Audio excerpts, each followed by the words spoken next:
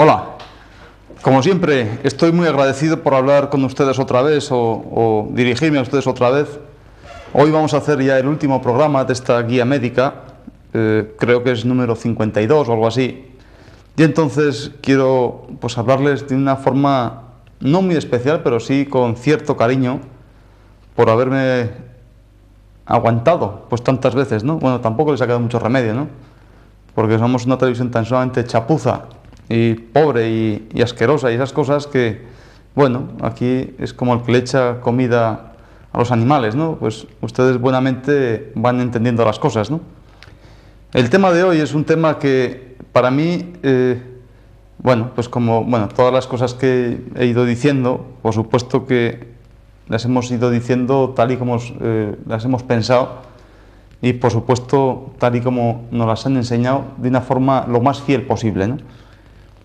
Pero es un tema que es complicado. El tema de esclerosis múltiple es una enfermedad que hoy por hoy es muy difícil, por supuesto, de entender para medicina moderna. Por supuesto que es muy difícil de entender como médico moderno y sobre todo como acupuntor joven, digamos así. Entonces, según las teorías fieles a las que me han enseñado, pensando sobre todo, no dándole mucha importancia a esa teoría, sino que al ser una medicina fundamentalmente práctica, pues yo sinceramente no he tenido mucho resultado. Bueno, la verdad es que mucho resultado sería, eso ya sería un gran éxito, digamos así, ¿no? He tenido muy poco resultado, por no decir ningún resultado, en el sentido que bien, por mi inexperiencia, al fin y al cabo son solamente 10 años pinchando, también porque este tema ya ha venido, o esta enfermedad, en este enfermo o en estas enfermas concretas, han venido sumamente machacadas, sumamente vaquillas toreadas y por supuesto a mí personalmente pues me han dado más de 4 cornadas, ¿no? Entonces, como es un tema que es así, que es cierto, pues yo eso tengo que seguir contando. Entonces, bueno, ya de momento, si hay una persona que padece esta enfermedad desde hace 6 u 8 años, ya sabe a qué persona exactamente no tiene que ir a que le pinche, ¿no? En este caso, el Menda, ¿no? Que humildemente les habla. Pero ya después de esta pequeña introducción vamos a empezar, y para seguir la misma pauta, por eso somos tan sumamente cabezudos, ¿no? Y por ser el último programa tampoco vamos a cambiar. Entonces, como el primer día voy a leer literalmente lo que dice este libro de guía médica y luego pues daremos una interpretación teórica e incluso pues lo que me ha pasado a mí en la práctica, ¿no? Y también por supuesto sujeto siempre a los cánones de lo que a mí me han contado, ¿no? Y que anteriormente pues contaron al que me lo contó y así sucesivamente hasta sabe Dios cuándo, ¿no?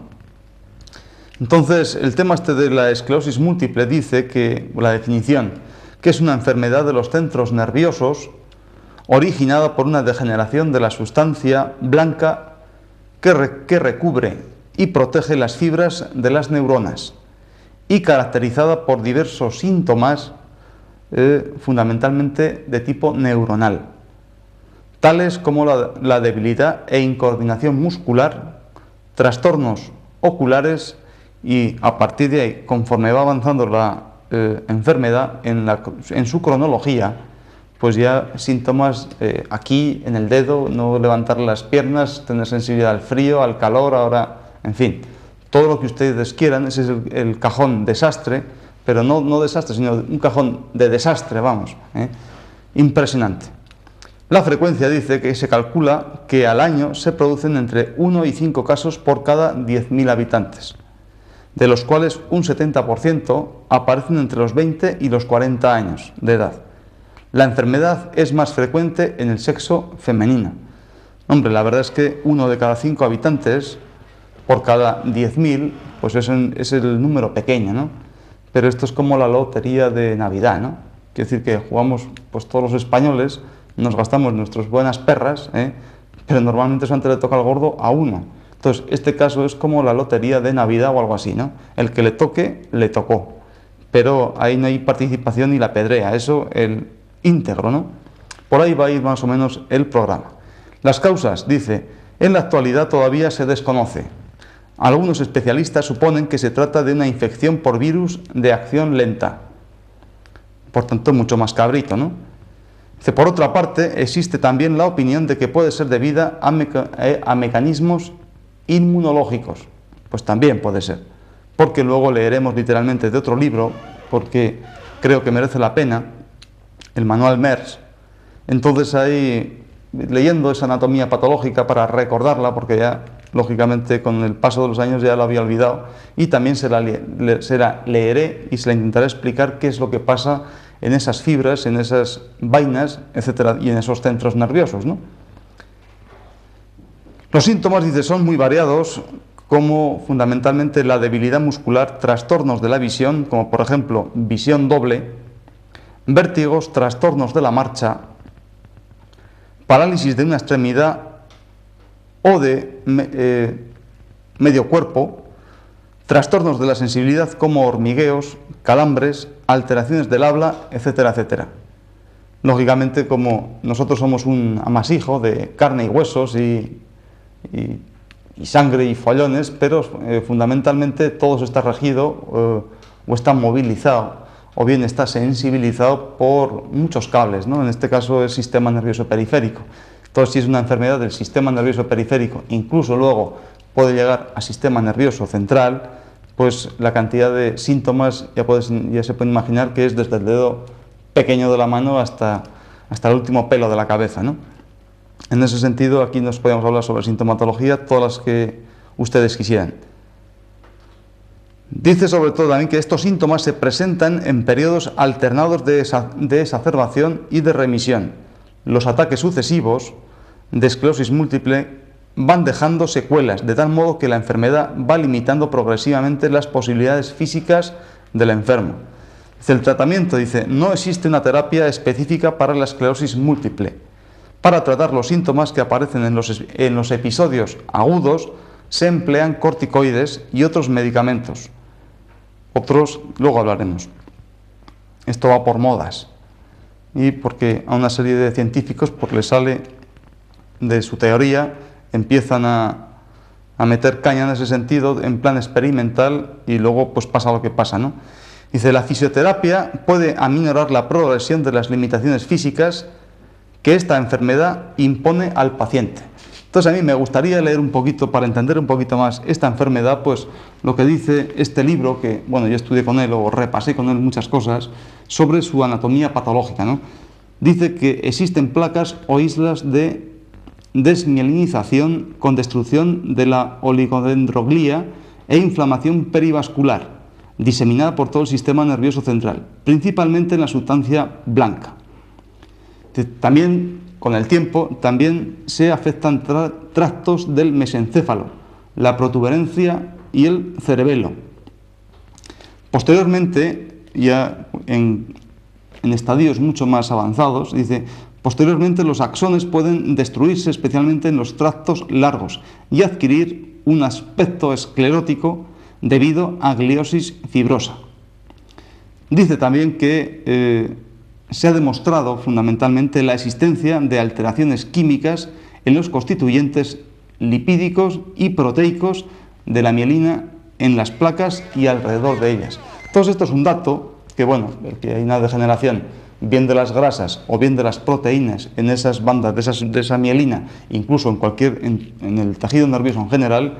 Ya por supuesto yo nunca lo veo como un dato anatómico patológico puntual en ese sentido, sino que lo que representa quién gobierna ese metabolismo proteico y ese metabolismo lipídico, incluso pues ese metabolismo de hidrato de carbono, ¿no? Entonces, en ese sentido, ya hemos ido explicando algunas veces en otros programas, o bien del profesor Cho o de Ignacio, en ese sentido ya se van acostumbrando a ver de dónde vienen estas degeneraciones, el por qué, qué órgano o qué víscera está metido en ese chanchullo, digamos así, ¿no?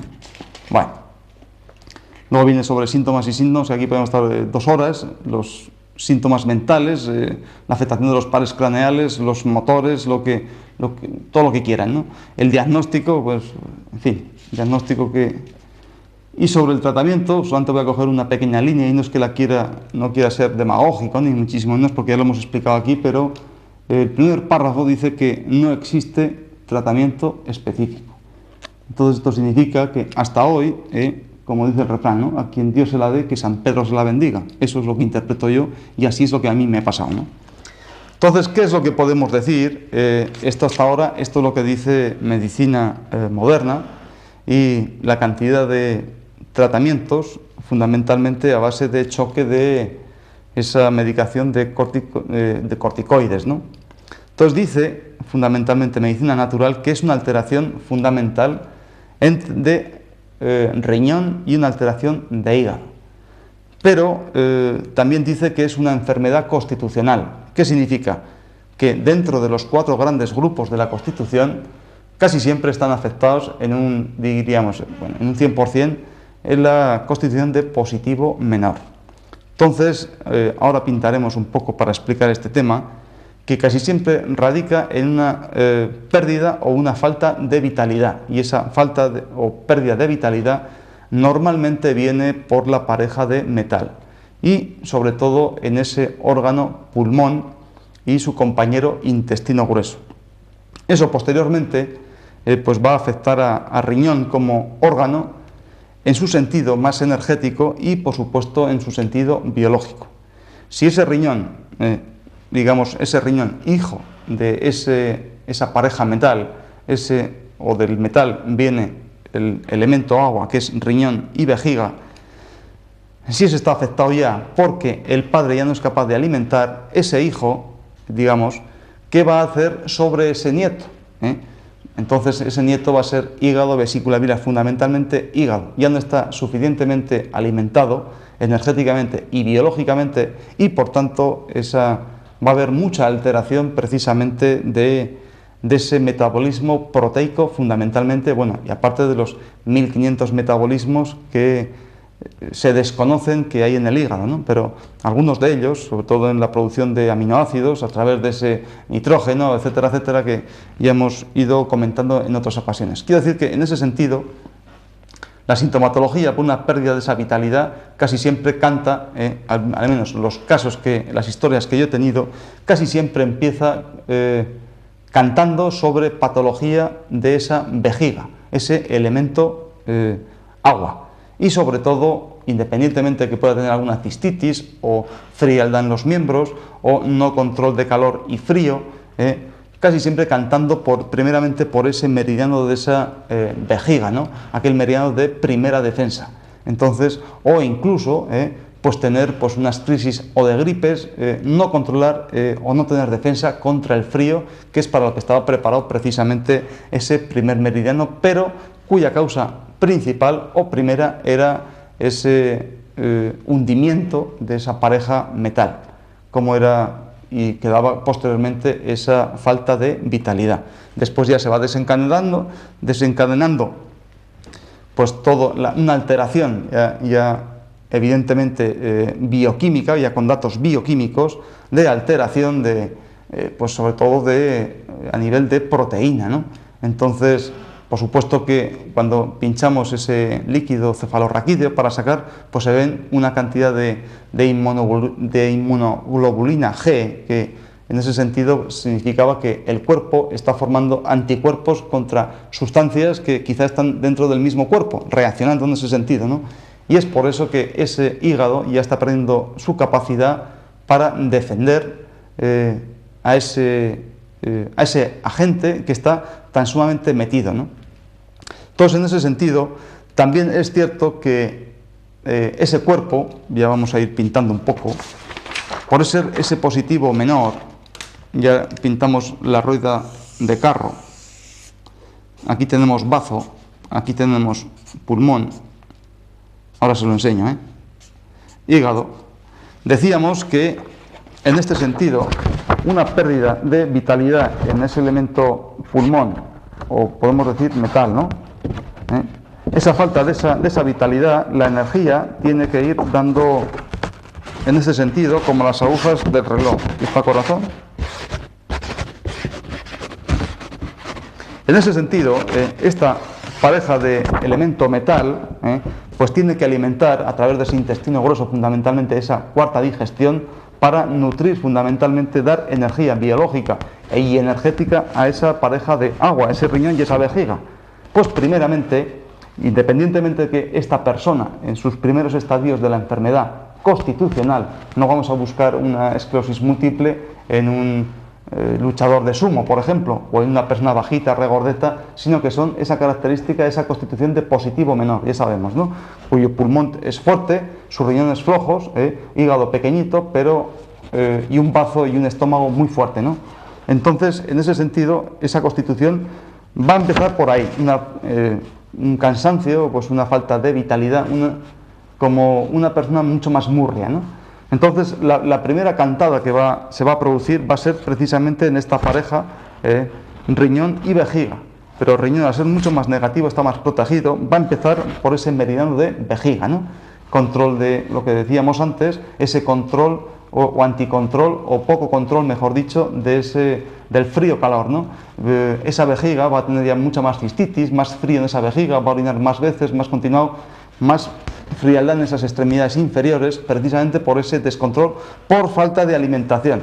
Si luego este es el padre, digamos, ¿no? Este es el hijo, este puede ser nieto, si el padre no es capaz de alimentar al hijo, el hijo, ¿qué cojones va a alimentar al nieto, ¿no? En ese sentido, energéticamente, biológicamente, pero incluso por esa falta de energía va a estar fastidiando, digamos así, a este hígado, ¿no? Pero es que también tenemos que tener en cuenta esta pareja que está aquí arriba, bazo y estómago, que por su constitución, desde que nació, tiene un estómago muy fuerte y un bazo muy fuerte. Significa, bueno, ya sabemos lo que hace el estómago, ¿no? Y a través de él, pues pasa mucha energía pues, a ese intestino, etcétera, etcétera, ¿no? Y el control de hidrato de carbono y control de la psique, todo lo que ustedes quieran, ¿no? Pero, mientras por su constitución, podemos decir, antes de que salud significa un equilibrio más o menos, bueno, que nada se nota, ¿no? A través de las 5 parejas importantes de órganos que está formado el cuerpo, ¿no? Pero esta persona, gracias a su constitución, gracias a su pareja de tierra, pues mientras dura esta vitalidad tan fuerte desde que nació, pues aquí no va cantando absolutamente nada. Pero llega un momento en que cuando este bazo y este estómago, su energía vital, ya va disminuyendo, entonces es cuando empieza a manifestarse toda la sintomatología precisamente en esta pareja de órganos riñón y vejiga. Pero es que además, también hemos dicho otras veces, que los órganos interaccionan negativamente, pasando no de generación en generación, como esto sería un sentido, digamos así, positivo, ¿no? Pues este señor o esta pareja alimenta a esta alimenta a esta a corazón. Corazón alimenta, o fuego, diríamos que a través del fuego pues nace la tierra, ¿no? De la tierra sale metal, de metal sale agua, de agua crece árbol, madera, digamos así, ¿no? De la madera pues crece o se produce más fuego, digamos así, ¿no? Entonces, de la forma en que interaccionan las enfermedades o los órganos, ya decíamos en un programa, pues las formas de enfermar, ¿no? Casi siempre interaccionan de esta manera, pasándose una generación. Quiere decir que un bazo y un estómago nunca van a pegar directamente a pulmón, intestino grueso, sino que van a pegar precisamente interaccionando, machacando a una generación posterior, por su fortaleza. Quiere decirse que también se puede enfermar por debilidad de una pareja de órganos, ese puede ser su inicio, pero también se puede empezar a enfermar por una demasiada fortaleza de una pareja de órganos determinado. Entonces, esto que está débil, si encima está siendo interaccionado de una forma negativa a través de esta pareja de órganos, hasta que este incluso pues llega a agotarse, ¿no? En el sentido que el carro está tirando siempre de un solo eje, entonces ese eje, pues lógicamente, pues también se va a agotar, ¿no? Entonces ya es cuando todo el follón se va a ir de una forma mucho más progresiva. Posteriormente, este riñón se va a quejar. ¿Para qué?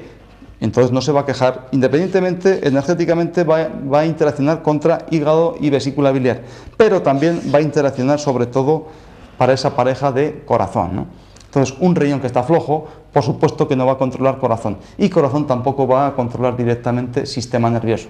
Sistema nervioso va a mandar una orden a este mismo corazón, y corazón funciona fundamentalmente por sistema nervioso, digamos, autónomo. Si está todo este follón, como ustedes comprenderán, la guerra y el follón ya está servido, ¿no? Entonces, más o menos, eso es lo que espero que ustedes puedan entenderlo, ¿no? Entonces, bueno, sobre las funciones que nos decía esa anatomía patológica, pues hemos dicho que la función, según medicina natural, es que este riñón controla hueso, controla a médula y, por supuesto, controla a sistema nervioso, ¿eh? Este hígado, pues aquí dentro de los metabolismos fundamentales, pues estaba el metabolismo proteico, el control de toda la sangre, para calentar esa sangre, para dar un buen vehículo de alimentación a todo el resto de los órganos. También controlaba músculo, por esa capacidad, o ese metabolismo proteico, ¿no? El músculo no es otra cosa que pues una carne más especializada a base de proteína, digamos así, ¿no? Y por supuesto aquí bazo pues tenía capacidad de defensa, capacidad de grasa, o control de grasa, control de linfa, y sobre todo es la primera barrera contra la infección.